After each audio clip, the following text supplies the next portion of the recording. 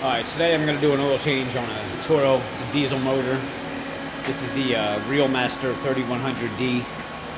Call it a Sidewinder also. This is the machine right here.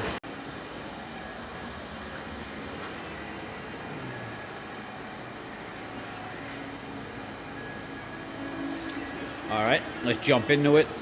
So on this particular machine, I am on the right side of it. And we got the hood up. So what you want to do is come down here. Let me turn my light on. Come down here. There's your back tire. Just go right in front of the back tire and look up, and there's your bolt. That one looks to be a little bit stripped out, so that's going to be fun. And then to find your oil filter, you just want to look up, and you'll see it right there. That's a Napa 1064, right above the oil pan bolt there.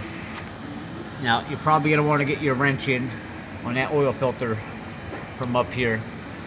You can see it from up here, but you have a radiator line here that's going to be in your way, and all this wiring, it's going to make it a little tough to get that oil filter wrench in there, so you are going to want to go at it from underneath.